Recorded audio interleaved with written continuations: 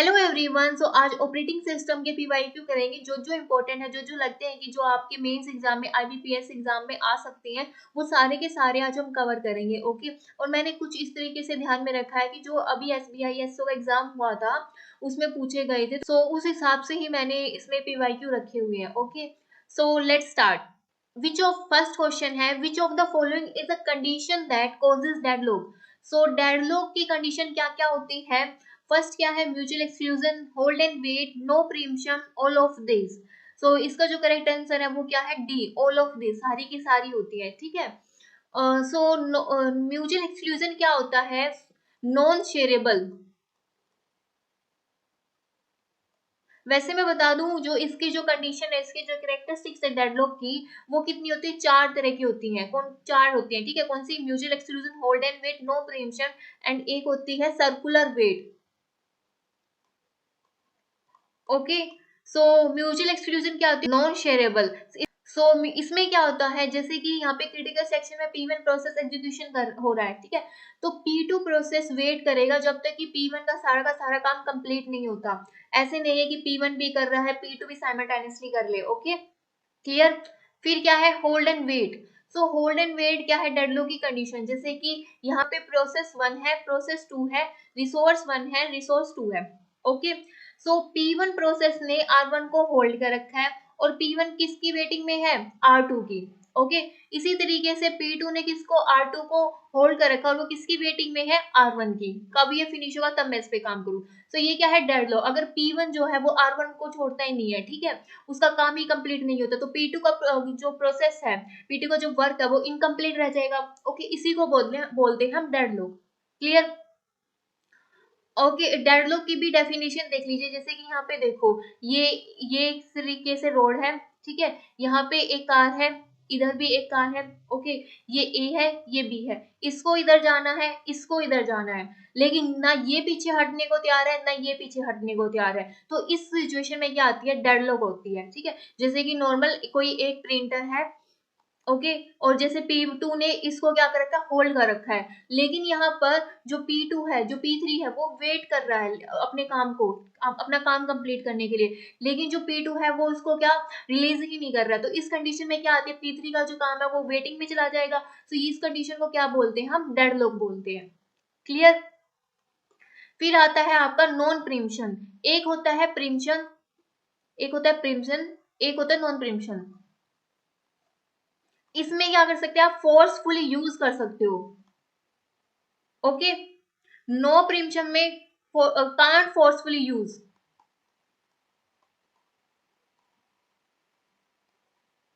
Okay.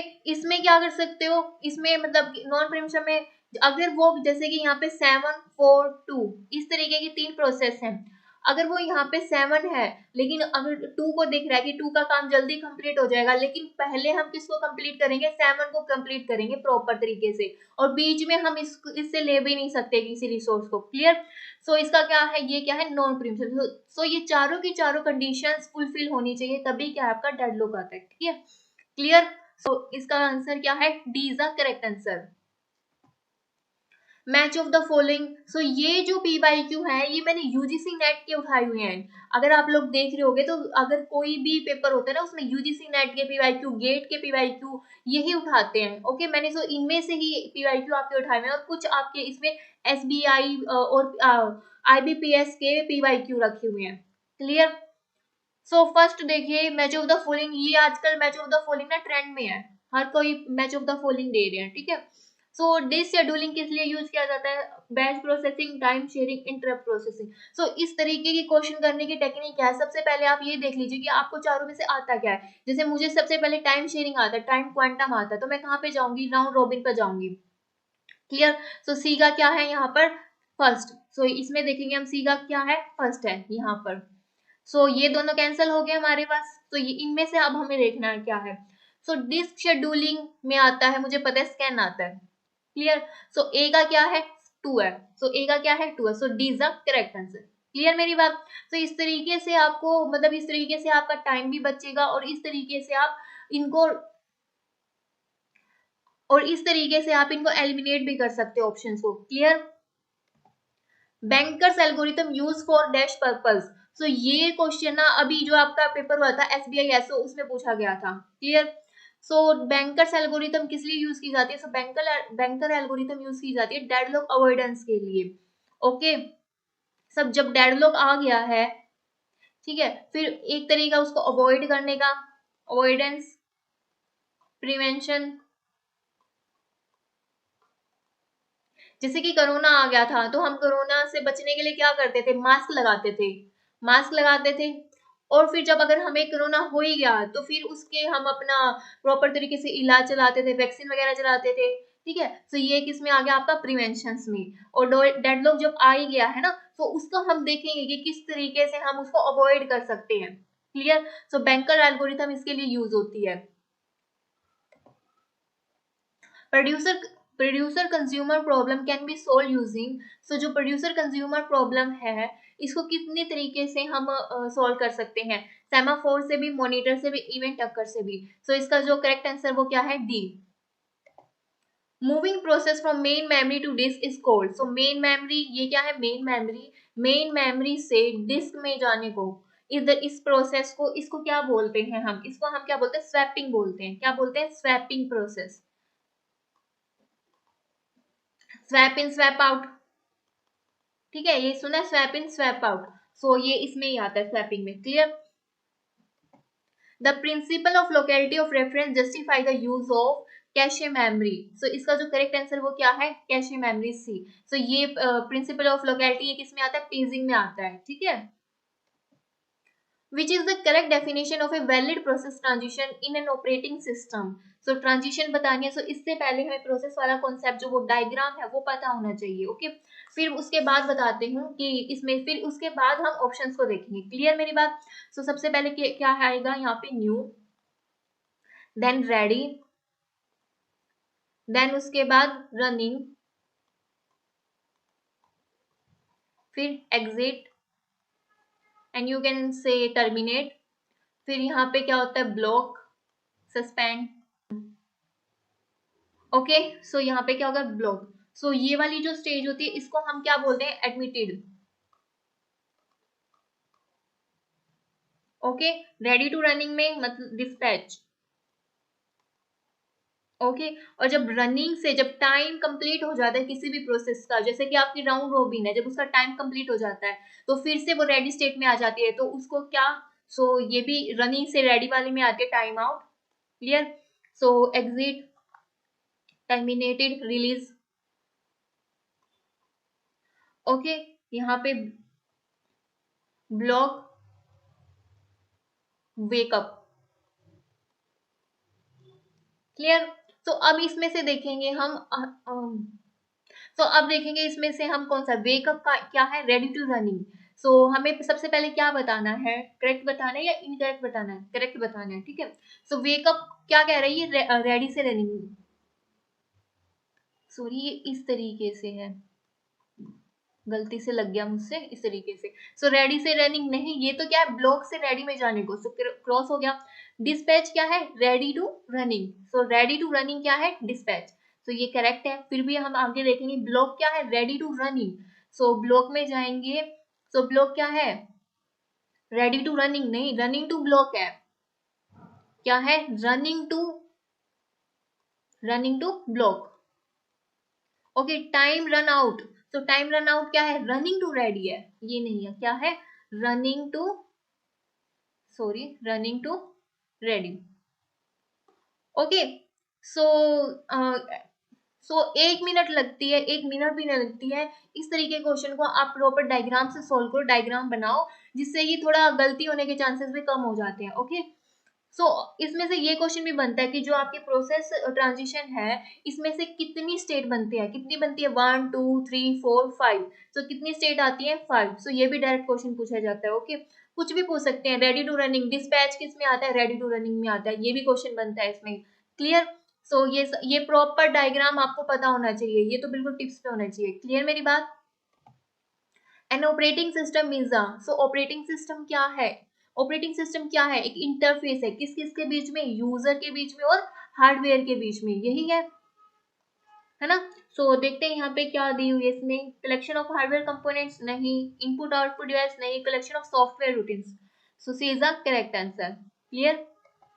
Dash is one of the primitive scheduling algorithm. So ये question आपके ना SBI SO में पूछा गया था कि प्रिमिटिव और नॉन प्रिमिटिव वाला क्वेश्चन, ठीक है। सो मैं अभी पहले आपको बता देती हूँ कि प्रिमिटिव में कौन सी है और नॉन प्रिमिटिव में कौन सी है। सो ये अपना नोट आउट कर लो, नोट डाउन कर लो। ओके, नोट्स, शॉर्ट नोट्स में देखो प्रिमिटिव में आपकी कौन कौन सी शेड्यूलिंग आती है। इसमें आती है आपकी प्रायोरिटी। वैसे जो प्रायोरिटी होती है ना वो प्रिमिटिव और नॉन प्रिमिटिव दोनों ही होती है, ठीक है। फिर आती है shortest remaining job first. Okay, फिर इसमें आती है राउंड रोबिन। नॉन प्रिमिटिव में कौन सी आती है, first come first serve, shortest job first, okay, longest job first.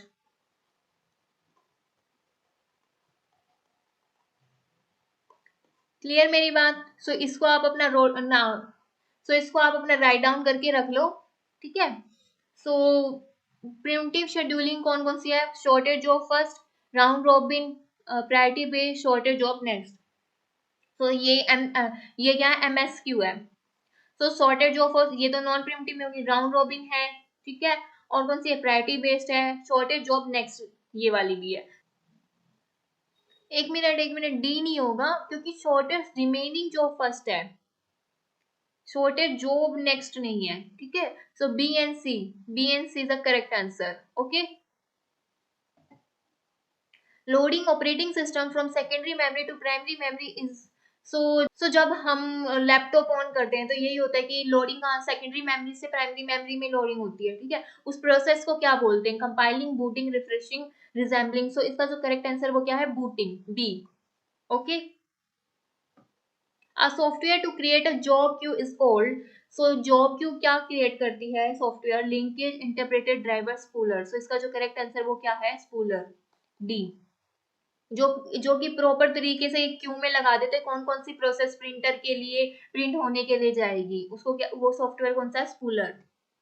In processor management round robin method essentially use the primitive version of FILO, FIFO, shortest of first, longest time first. तो इसका जो correct answer वो क्या है, first in first out. So जो round robin है वो क्या यूज करता है, first in first out. So जिस तरीके से यहाँ पे 4 3 2 ये है, ठीक है। सो ये इस तरीके से, और यहाँ पे टाइम क्वांटम कितना है, 2 का है। सो ये टाइम क्वांटम तो ये अप्लाई करता ही करता है, लेकिन ये क्या अप्रोच फॉलो करता है, जो पहले आया है उसको सर्विस देता है, फर्स्ट इन फर्स्ट आउट, इस तरीके से। क्लियर मेरी बात को। So B is the correct answer. Memory is wasted. So memory किस में वेस्टेड होती है, fragmentation, compaction, multiplexing, thrashing. So memory किस में होती है वेस्ट, फ्रेगमेंटेशन में। क्लियर। सो 2 टाइप्स की फ्रेगमेंटेशन होती है, कौन कौन सी होती है, इंटरनल होती है और कौन सी होती है, एक्सटर्नल होती है। इंटरनल किस तरीके से होती है, ये प्रॉपर तरीके से फिक्स पार्टीशंस होते हैं, जैसे इसमें, जैसे यहाँ पे हमारा जैसे कि यहाँ पे हमने लिए हुए हैं 50 का है, ये 60 50 के हमने यहाँ पे लिए हुए हैं यहाँ पे। ओके, सो यहाँ पे हमारी प्रोसेस कितने की आई, 30 की आई। सो ये जो यहाँ पर जो यहाँ पे जो मेमोरी वेस्ट होती है ना, कि 20 की वेस्ट होगी, सो इसको हम बोलते हैं यहाँ पर internal fragmentation. Okay, external fragmentation क्या होती है, जैसे कि यहाँ पे 50 का आया, चलो भाई 50 की process I P1, okay. Then उसके बाद 60 की आई P2, कोई बात नहीं। फिर उसके बाद स्पेस है हमारे पास, फिर उसके बाद कितने की आई, 100 की आई, ओके। फिर उसके बाद कितनी, 50 की आई, ओके। देन उसके बाद क्या हुआ, P2 का काम कंप्लीट हो गया, P2 ने एग्जिस्ट कर लिया यहाँ से, क्लियर। तो यहाँ पे कितने का बच गया, 60 का। ओके, सो अभी यहाँ पे देखो, अब P4 का काम कंप्लीट हो गया, इसने भी यहाँ से एग्जिस्ट मार लिया, क्लियर। सो यहाँ पे कितने का फ्री हो गया, 50 का। यहाँ पे कितने का फ्री हो गया, 60 का। टोटल कितने हो गए, 1110। ओके, मेरे पास एक प्रोसेस आई है P5, उसको चाहिए यहाँ पर 1110, ठीक है, इतनी स्पेस चाहिए इसको मेमोरी में, लेकिन मैं इतना स्पेस उसको नहीं दे सकती। क्यों? क्योंकि मेरे पास यहाँ पे 60 का खाली है, यहाँ पे मेरे पास 50 का खाली है। लेकिन वैसे तो अगर हम देखें तो टोटल मेमोरी तो हमारे पास इतनी है ना, लेकिन वो क्या है, नॉन कॉन्टिजियस फॉर्म में है। समझ रहे हो? वो क्या, नॉन कॉन्टिजियस फॉर्म में है, इधर खाली और इधर खाली है। ठीक है, इस प्रॉब्लम को हम क्या बोलते हैं, एक्सटर्नल फ्रेगमेंटेशन बोलते हैं। क्लियर? और इसका सॉल्यूशन क्या है, कॉम्पैक्शन। इसका सॉल्यूशन क्या है, कॉम्पैक्शन। जब हम इन सबको, इस मेमोरी को इकट्ठा कर देते हैं तो उसको क्या बोलते हैं, हम कॉम्पैक्शन बोलते हैं। क्लियर मेरी बात? सो ये भी आपका कॉम्पैक्शन का भी आपका SBISO में पूछा गया था, अभी जो रिसेंट में आया। ये मैं अभी रिसेंट वाला इसलिए हाईलाइट कर रही हूँ ना, क्योंकि जो जो टॉपिक ट्रेंड में होते हैं उससे जो क्वेश्चन आते ही आते हैं। ठीक है, सो यहाँ पे करेक्ट आंसर क्या है, ए। The memory allocation scheme subjected to external fragmentation is, so external fragmentation वो किस में होता है, segmentation में। Okay, so A is the correct answer. Internal fragmentation किस में होता है, पेजिंग में। क्लियर? A page fold क्या है, is an error in specific page, is an access to the page not currently in main memory। जो page क्या है वो मेन मेमोरी में नहीं है, तभी तो हम, जैसे कि कोई भी पेज है वो मेन मेमोरी में नहीं है, फिर उसको हम किस में जाके चेक करेंगे, सेकेंडरी मेमोरी में चेक करेंगे। सो इसी को हम क्या बोलते हैं, पेज फॉल्ट बोलते हैं, कि जो पेज है वो करंटली मेन मेमोरी में प्रेजेंट नहीं है। क्लियर मेरी बात? So B is the correct answer. Window is operating system, so non preemptive, preemptive, multi user, real time. So ये क्या है, प्रिमिटिव है। ठीक है, so B is the correct answer. Which page replacement policy suffer from validity anomaly? So ये मैंने आपको जो पेज रिप्लेसमेंट की टेक्निक है उसमें समझाया था। सो ये क्या होता है, मैं पहले भी बता देती, ये क्या होता है मैं पहले भी बता देती हूँ। जैसे कि FIFO, first in first out को हमने सोल्व किया, अगर उसमें कितने फ्रेम है, अगर यहाँ पे फ्रेम, मैं एक एग्जांपल ले रही हूँ, तो उसमें अगर फ्रेम 3 है और एक हमने ले लिया फ्रेम 4, क्या किया, फ्रेम को इंक्रीज कर लिया, लेकिन एग्जांपल सेम है, कुछ भी ले लो, 7 4 2 1 कुछ भी ले लो एग्जांपल के तौर पे। सो इसी को मैंने अगर फ्रेम 3 लेके सोल्व कर रही हूँ और इसी को लेके फ्रेम 4 लेके सोल्व कर रही हूँ, तो सम टाइम्स क्या होता है ना, कि अगर जैसे कि जैसे जैसे ही फ्रेम इंक्रीज हुए ना, वैसे ही पेज फॉल्ट भी इंक्रीज होते हैं। क्लियर?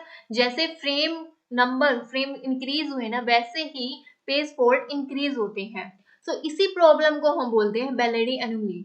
क्लियर मेरी बात? नहीं समझ में आई? दोबारा बता रही हूँ, ये एक नॉर्मल सा वैसे एग्जांपल के तौर पे लिया है। क्या होता है ना, कि फीफो में होती है ये मेन प्रॉब्लम, अगर हमने फ्रेम 3, जैसे फ्रेम 3 और फ्रेम 4 लिया है, मतलब कि यहाँ पे फ्रेम 3 लिया था, तो यहाँ पे मान लो यहाँ पे पेज फॉल्ट कितने आएंगे, 9, और यहाँ पे पेज फॉल्ट कितने आएंगे, 10। सो इसमें क्या होता है, जैसे ही हम फ्रेम का नंबर बढ़ा देते हैं, फ्रेम को इंक्रीज कर देते हैं, वैसे ही पेज फॉल्ट भी इंक्रीज हो जाते हैं। सो होना क्या चाहिए, होना तो ये चाहिए ना, कि जैसे हमने फ्रेम को इंक्रीज किया है वैसे पेज फॉल्ट कम होनी चाहिए, लेकिन यहाँ पे क्या होता है, पेज फॉल्ट इंक्रीज हो जाते हैं। क्लियर? सो इस प्रॉब्लम को हम बोलते हैं बेलेडी एनोमली। सो अभी तो आपको देखने की भी ऑप्शन देखने की भी जरूरत नहीं है, तो पता चल गया। So C is the correct answer. Okay, cache memory is high speed register, low speed RAM, non volatile RAM, high speed RAM.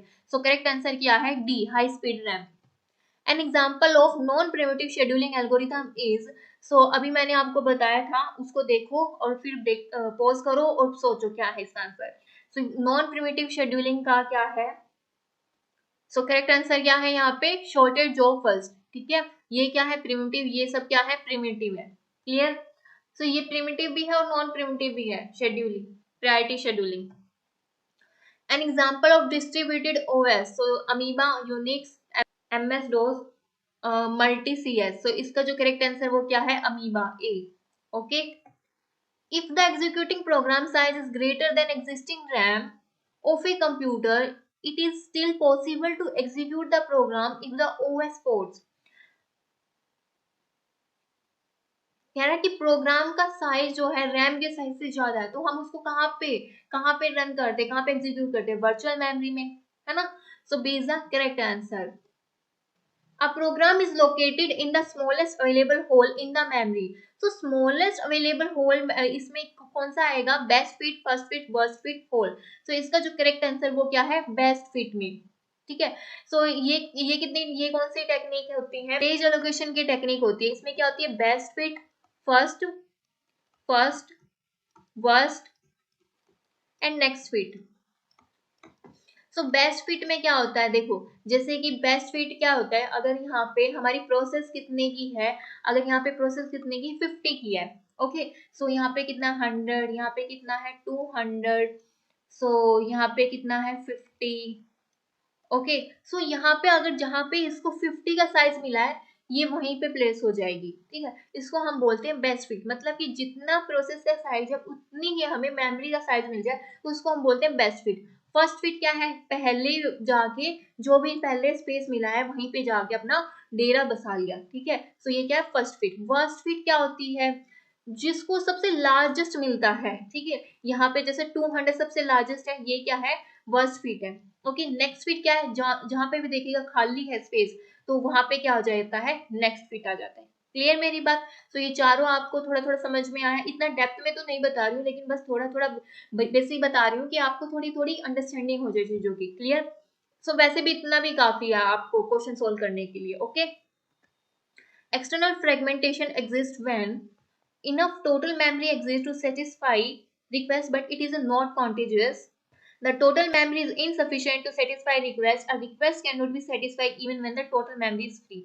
So इसका जो करेक्ट आंसर वो क्या है, A. Enough total memory exist to satisfy a request but it is not continuous. अभी बताया था मैंने पहले अभी आपको कि जो हमारे पास स्पेस तो होता है, स्पेस जैसे यहाँ पे 15, यहाँ पे स्पेस है, ठीक है। यहाँ पे अगर यहाँ पे है तो यहाँ पे स्पेस है, हमारे पास स्पेस तो होता है, बट वो कॉन्टिजियस फॉर्म में नहीं होता, लीनियर फॉर्म में नहीं होता, वो कि कौन से फॉर्म में होता है, नॉन कॉन्टिजियस फॉर्म में होता है।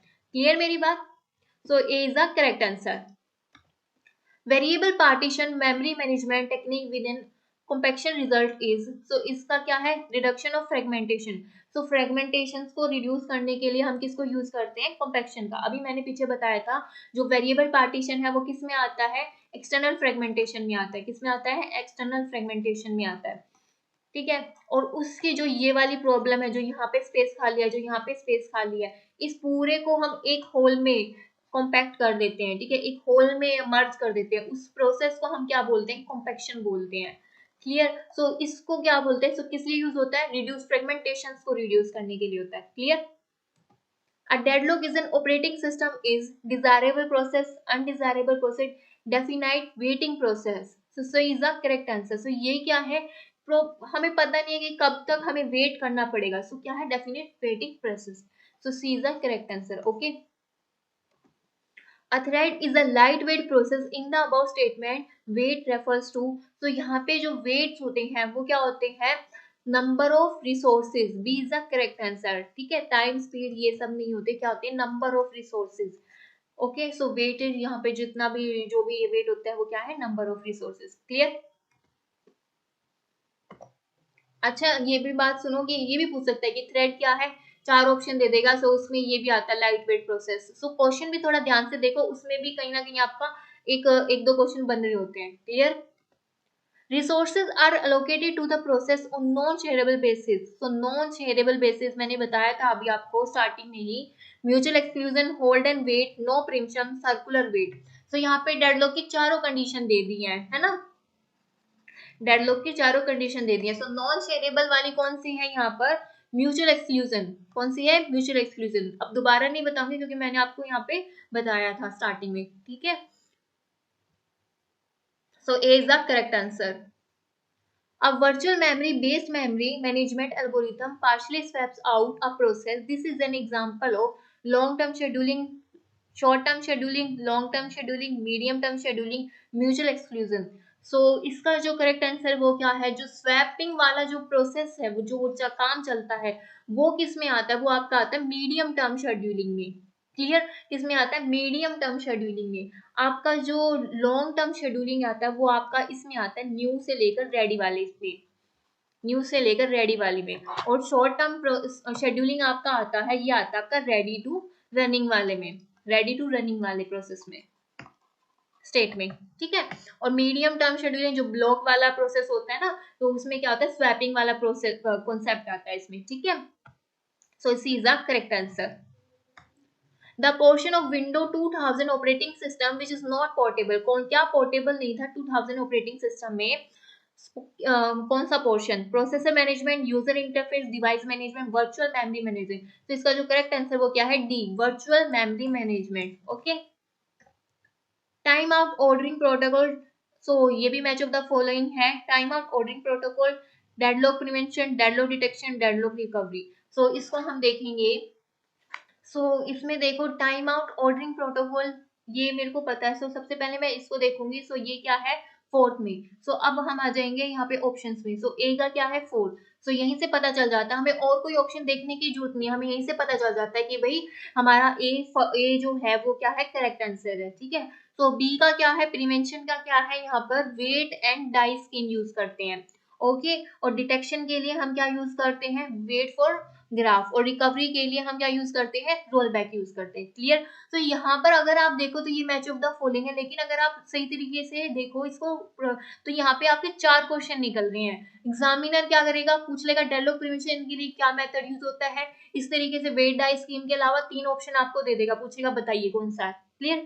इसी तरीके से रिकवरी दे सकता है प्रिवेंशन, जैसे कि डेडलॉक अवॉइडेंस बार बार पूछे जा रहा है वो, जो कि बैंकर्स एल्गोरिथम यूज होती है। इसी तरीके से यहाँ पे आपके 4 क्वेश्चन बनते हैं, तो इसको ध्यान से करिए मैच ऑफ द फॉलोइंग को। क्लियर।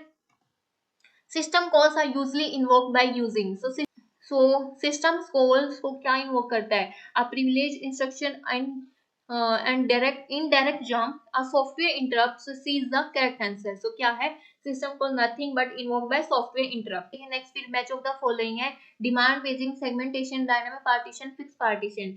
सेगमेंटेशन से क्या आता है, सेगमेंटेशन में मुझे लग रहा है supports user view of memory. B का क्या है, ये थर्ड है। अब यहाँ पे देखेंगे बी का थर्ड तो तीनों में ही है, इससे काम नहीं चलेगा भाई। फिर अब मैं देखूंगी सी का क्या है, डायनामिक पार्टीशंस में आता है, जो वेरिएबल पार्टीशंस होते हैं उसको क्या सॉल्यूशन है, कॉम्पैक्शन। इसका सी का क्या है, फोर्थ है यहाँ पे। तो यहाँ पे देखेंगे सी का क्या है, fourth. D is the correct answer. Okay, फिर फिक्स पार्टीशन का क्या है, डिग्री ऑफ मल्टी प्रोग्रामिंग, और डिमांड पेजिंग का क्या है, working set. Okay, D is the correct answer. यहाँ पे भी आपको ये चारों ध्यान में रखने पड़ेंगे। Unix is written in which language, Unix किस में लिखी गई है, C, C plus plus, C sharp, Java. C is the correct answer. इसका जो क्या है, ए, सी में लिखी गई है। कब लिखी गई थी, 1970 में लिखी गई थी। ओके, 34 क्वेश्चन, ये क्या है, एलआरयू दिया हुआ है। एलआरयू मतलब लीस्ट रिसेंटली यूज, ये मैंने करवाया हुआ है। कितने पेज फ्रेम दिए हुए हैं, 4 पेज फ्रेम दिए हुए हैं। Okay, how many pages, 4 page fold हमें बतानी है यहाँ पे। क्लियर, कितने दिए हुए हैं, 4 फ्रेम्स दिए हुए हैं। अभी हम यहाँ पे ड्रॉ कर लेंगे 1 2 3 इस तरीके से, 1 2 3 4। यहाँ पे देखेंगे हम, ये दिया हुआ है, यहीं से देखेंगे। सबसे पहले क्या है, 0, 0 को प्लेस कर दिया। फिर क्या है, 1 0 1। ये क्या है, पेज फोल्ड। ठीक है, फिर क्या है, 7 0 1 7। फिर क्या है, 2 0 1 7 2। ये अब क्या है, अब क्या है, 3। अब है गेम चेंजर। अब क्या होगा, अब हमें क्या रिप्लेस करने की टेक्निक लगानी है इसमें। एलआरयू में क्या होता है, लिस्ट रिसेंटली यूज में क्या होता है, हम पास्ट में देखेंगे कि सबसे लास्ट में क्या यूज हुआ है, उसको हम क्या करेंगे, उसको हम इससे 3 से रिप्लेस कर देंगे। समझ में मेरी बात आई मेरी, जो बिल्कुल ही पहले यूज हुआ है ना, उसको हम चेंज कर देंगे। 3, देखो 2 भी यूज हो रहा है, 7 1। सबसे लास्ट में क्या हुआ था, 0। 0 को रिमूव करके यहाँ पे क्या आ जाएगा, 3 1। 7 2। फिर नेक्स्ट क्या है, 2। 2 देखेंगे, 2 7। 2 है इसमें। यहाँ पे क्या हो जाएगा, ये इसको इस तरीके से दोबारा लिख देंगे, ये क्या हो जाएगा, हिट। क्लियर। फिर क्या है, 7 2 7 1 3, ये भी है हमारा मेमोरी में। ये भी क्या हो जाएगा, हिट। फिर क्या है, 1 1 भी हमारा क्या है मेमोरी में, 2 7 1 3। यहाँ पे क्या हो जाएगा, ये भी क्या हो जाएगा, हिट में आ जाएगा। क्लियर। फिर उसके बाद देखिए ये क्या है, 0। फिर हमें 0 को चेंज करना पड़ेगा। फिर से हम इधर की साइड देखेंगे, पास्ट में 1 है 7 है 2 है, हम किसको चेंज कर देंगे, 3 को चेंज कर देंगे। 3 को चेंज करके हम क्या लिख देंगे यहाँ पे, 0 1 7 2। ओके, फिर क्या है, फिर हमारा क्या आ गया, 3 आ गया। फिर से हम इधर देखेंगे, फिर देखो 0 1 7 किसको चेंज करेंगे, 2 को। 3710। सो ये क्या है, पेज फॉल्ट में। अब हमारे पास कितने हिट आए, 4 हिट आए हैं। फॉल्ट कितने आए, 1 2 3 4 5 6। सो करेक्ट आंसर क्या है इसका, 6। पेज फॉल्ट कितने आई है, 6 आई है। ठीक है, सो समझ में आया किस तरीके से देखा है। तो सिंपल सा फंडा क्या है ना, पास्ट में देखो, पास्ट में फिर ये देखो कि सबसे पहले क्या यूज हुआ है, उसको हटा दो मेमोरी से। क्लियर, बस उसके जो प्रोसेस है उसके जो पास वाले को नहीं हटाने, जो सबसे दूर में पड़ता है ना उसको हटाना है। क्लियर मेरी बात। सो ये क्या है, least recently use page technique. Clear, so इसका जो करेक्ट ऑप्शन क्या है वो क्या है, 6A। Okay, so dining philosopher problem is a, so dining philosopher problem कौन सी है, producer consumer problem, classical IPC problem, starvation problem, synchronizing preemptive problem. So इसका जो करेक्ट आंसर वो क्या, classical IPC problem. So dining philosopher problem क्या है, classical IPC problem. So B is the correct answer. So 36 question है, dash allocation method for disk block allocation in a file system, insertion and deletion of block in a file is easy, index, link, contiguous, bitmap। so इसका जो correct answer वो क्या है, linked, B। so linked list से क्या होता है, उसमें insertion और deletion easy रहता है। so B is the correct answer। सो अगर आपको फाइल सिस्टम के बारे में नहीं भी पता ना, अगर आपको सिर्फ जैसे डाटा स्ट्रक्चर में लिंक लिस्ट के बारे में पता है तो भी आप इस क्वेश्चन को सॉल्व कर सकते हो, क्योंकि लिंक लिस्ट से हेल्प से इंसर्शन डिलीशन इजी हो जाता है, इजी हो जाता है। ठीक है, A Unix file may be of the type regular file, directory file, device file, any of these। So इसका जो correct answer है regular file, directory file, device, तीनों ही होती हैं। So D is the correct answer। Okay, thread is not share among which of the following। So किस किस के बीच में शेयर नहीं होता है। So सबसे पहले तो मैं यहाँ पे आपको इसका डायग्राम बता देती हूँ, जो मल्टी जो थ्रेडिंग होती है उसमें। So देखिए यहाँ पे क्या होता है, एक कोड, डेटा, फाइल्स, ये जो होती है ना ये शेयरेबल होती हैं।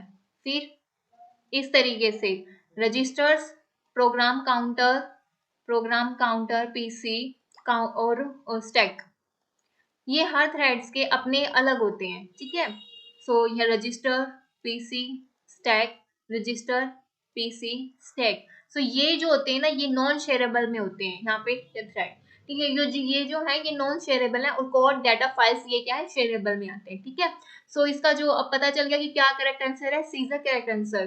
तो नॉट शेयरेबल में क्या आते हैं, प्रोग्राम काउंटर, स्टैक। क्लियर मेरी बात। सो ये डायग्राम अगर आपको पता है कि क्या क्या है, क्या क्या शेयरेबल है, क्या क्या नॉन शेयरेबल है, तो आप इस क्वेश्चन को इजी से कर सकते हो। ठीक है, which of the following scheduling algorithm may cause starvation. So starvation किससे आता है भाई, देखिए, first come first serve, round robin, priority, shortest process next, shortest remaining time first.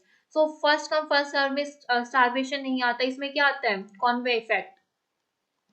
क्या आता है, कॉन्वे इफेक्ट। ये किसमें पूछा गया था, ये अभी जो SBI SO का एग्जाम हुआ था उसमें पूछा गया था। ओके, कॉन्वे इफेक्ट पता है आप लोगों को क्या होता है, ये देखो जैसे कि यहाँ पे एक बहुत बड़ी प्रोसेस है और इसके पीछे छोटी छोटी प्रोसेस है। ये आप में लगा लो, ये 50 नंबर का है, यहाँ पे 1 नंबर की जो प्रोसेस है इनको सिर्फ 1 मिनट का चाहिए, पर यहाँ पे जो है 50 ने ही सारा का सारा रास्ता ब्लॉक करके रखा हुआ है। जब ये 50 कहीं जाके सॉल्व होएगा तब जाके हमारी जो ये छोटी छोटी प्रोसेस है ये रन होंगी। ठीक है, तो इसको क्या बोलते हैं, इसको बोलते हैं हम कॉन्वे इफेक्ट। आप ऐसे देख लीजिए, कोई एक रोड है, उसमें क्या है, बहुत बड़ा सा ट्रक है और इसके पीछे छोटी छोटी बाइक, उसके पीछे छोटी छोटी कह रही हूँ, इसके पीछे बाइक है। अब ये बाइक को जब तक कि अब ये ट्रक है ये ही आगे इस रास्ते को खाली नहीं करेगा तब तक कि इनको रास्ता ही नहीं मिलेगा। ठीक है, इसने क्या कर दिया, पूरा जाम कर दिया है। ठीक है, सो इसको क्या बोलते हैं, हम इसको बोलते हैं कॉन्वे इफेक्ट। ओके, सो अब देखिए नेक्स्ट क्या है, राउंड रॉबिन। राउंड रॉबिन को किस तरीके से याद रखोगे, टाइम क्वांटम, टाइम स्लाइसिंग जहाँ पे आती है, कॉन्सेप्ट जहाँ पे आता है वो क्या है, round robin. Priority west, sorted process next. So priority जो है वो आपका आता है, इसमें भी स्टारवेशन आती है।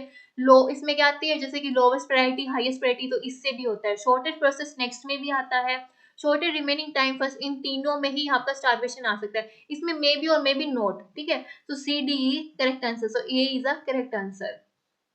Clear. In distributed system, the capability of a system to adapt the increased service load is called, so tolerance, scalability, capability, loading। so इसका जो correct answer वो क्या है, scalability। clear, B is the correct answer। Simple simple से दिए हुए हैं बिल्कुल। which module gives control of the CPU to the process selected by the short term scheduler. So short term scheduler जैसे मैंने बताया था क्या है, रेडी से रनिंग में जाना, रेडी से रनिंग में जाना। सो ये किस में आता है, शॉर्ट टर्म शेड्यूलर में, और इसको हम क्या बोलते हैं, dispatcher. Clear, so A is the correct answer. Two atomic operation permissible on semaphore are wait, stop, wait, hold signal, wait signal। so इसका जो करेक्ट आंसर वो क्या है, D, wait and signal. Semaphores के लिए क्या होता है, वेट और सिग्नल। क्या यूज होता है, 0 एंड 1, ये दो ही इंटीजर वैल्यू यूज होती है इसमें। क्लियर मेरी बात। जो सेमाफोर्स है इसके बारे में भी थोड़ा सा देख लो। सेमाफोर्स जो है वो टू टाइप्स के होते हैं, एक होता है बाइनरी, एक होता है काउंटिंग। मेनली आपका बाइनरी से ही पूछते हैं। ओके, सो काउंटिंग में value 0 1 2 3 up to any integer हो सकती है, बाइनरी में 0 और 1। क्लियर। सो अब बाइनरी में टू होते हैं, इसके जो दो सिग्नल्स होते हैं कौन कौन से, एक होता है वेट ऑपरेशन, सॉरी सिग्नल्स बोल रही हूँ, ऑपरेशन वेट सिग्नल। क्लियर। अब वेट को हम P से भी डिनोट करते हैं और सिग्नल को हम V से डिनोट करते हैं। ओके, वेट को हम क्या बोलते हैं, डी ग्रेड भी बोलते हैं, डी ग्रेड, और सिग्नल को क्या बोलते हैं, अपग्रेड। ये बातें आपको सेमाफोर्स के बारे में पता होनी चाहिए, क्योंकि यहाँ से बहुत सारे क्वेश्चन बनते हैं। ठीक है, वेट सिग्नल PV, ये भी पूछ लेते हैं कि P से क्या है, P वेट है, सिग्नल है, क्या है, ये भी पूछ लेते हैं। डी ग्रेड क्या है, वेट है, सिग्नल है। ओके, सो यहाँ से भी आपके क्वेश्चन बनते हैं। ओके, सो करेक्ट आंसर क्या है यहाँ पे, D. In this scheduling algorithm, the disk had moved from one end to another end of disk. So यहाँ से एक बना लेते हैं हम, ठीक है, 0 से 199 तक होता है। Serving the head, the disk had moved, यहाँ पे इसका head है, move from one end to other end of the disk, serving the request along the way. So इधर से इधर जा रहा है। When the head reaches to the other hand, it immediately returns to the beginning of the disk without serving any request to on the return trip. So ये इस तरीके से आएगा, यहाँ से भी सर्व कर रहा है, यहाँ से भी सर्व कर रहा है। So इसको हम क्या बोलते हैं, इसको हम बोलते हैं सी स्कैन। क्लियर, इसको क्या बोलते हैं, इसको बोलते हैं हम C scan. D is the correct answer. So ये डिस्क शेड्यूलिंग में आती है। लुक हो गया, स्कैन हो गया, सी लुक हो गया, सी स्कैन हो गया। स्कैन को हम क्या बोलते हैं, elevator. Clear? Okay, so D is the correct answer. The bounded buffer problem is also known as producer-consumer problem, reader-writer problem, dining philosopher problem, both B and C. So इसका जो correct answer वो क्या है, bounded buffer, producer-consumer problem. A is the correct answer. Okay. Page information in memory is also called as page table. The essential content in each entry of page table is our page access information, virtual page number, page frame number, both virtual page number and page frame number. So इसका जो correct answer वो क्या है, frame number, page frame number. C is the correct answer. Okay. In which of the following scheduling criteria context switching will never takes place? So context switching किसके बीच में, किसमें नहीं आती है?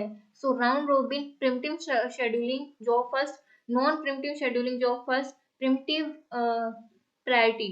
So इसका जो correct answer वो क्या है, non preemptive scheduling job first में नहीं आती है। ये नॉन प्रिमिटिव पता है ना कौन सी होती है, प्रिमिटिव शेड्यूलिंग पता है कौन सी होती है, शॉर्टेस्ट रिमेनिंग टाइम फर्स्ट वाली। ये कौन सी होती है, प्रिमिटिव। और non preemptive scheduling job first, इसमें कोई भी कॉन्टेक्स्ट स्विचिंग नहीं होती है। Clear. A process residing in main memory and ready and waiting for execution is kept on. So execution queue, wait queue, job queue, ready queue. So इसका जो correct answer वो क्या है, ready queue. Okay, main memory में है और wait क्या कर रहा है, एग्जीक्यूशन के लिए। यही होता है ना, new then ready then running. यहाँ यहीं पे आगे तो हम वेट करते हैं ना एग्जीक्यूशन के लिए, तो कौन से में है, रेडी क्यू में है। Clear, this is the correct answer. Which of the following are not share by the threads of the same process. So क्या क्या शेयर नहीं होता, सो मैंने अभी बताया था, स्टैक शेयर नहीं होता, रजिस्टर शेयर नहीं होता, और क्या शेयर नहीं होता, C address space. Okay, so यहाँ पे देखेंगे क्या है, first fourth, first and second, second third. So इसका जो करेक्ट आंसर है वो क्या है, first second third. D is the correct answer. Okay, match of the following, फिर इसमें वही है, disk, CPU, memory, interrupt. So disk से हमें पता है डिस्क किस लिए यूज होता है, फाइल सिस्टम के लिए। यहाँ पे मैंने डायरेक्टली उठा के दे दिया, इसके कोई ऑप्शंस नहीं डालने हैं। ओके, सीपीयू क्या, thread, memory, virtual address space, interrupt, signal. Okay, so ये भी आप अच्छे से देख लेना, ठीक है। Which of the following CPU scheduling algorithm is supported by Linux operating system, non preemptive priority scheduling, preemptive scheduling, priority scheduling and time sharing CPU scheduling. तो इसका जो करेक्ट आंसर वो क्या है, B, preemptive priority scheduling B and time sharing scheduling, ये दोनों ही use होती हैं इसमें। ओके, सो इसका आंसर क्या है, B. Okay, this is enough for today. So ये सारे के सारे मैंने पीवाईक्यू लिए हुए हैं, इनको अच्छे से कीजिए। मैं आपको गारंटी देती हूँ कि इसमें से क्वेश्चन पूछे ही पूछे जाएंगे आपके पेपर में। ओके, और क्योंकि मैंने सारे वही ऑब्जर्व करके और इंपॉर्टेंट क्वेश्चन ही डाले और सारे के सारे पीवाईक्यू डाले हैं। ओके, सो इनको अच्छे से कीजिए। अगर उसमें आपको कुछ डाउट है या फिर किसी कॉन्सेप्ट में है तो मुझे कमेंट बॉक्स में कमेंट करके बताना, मैं आपको फिर उसका सॉल्यूशन प्रोवाइड कराऊंगी। ओके, सो अच्छे से तैयारी करो। All the best for your exam. Thank you for watching my video.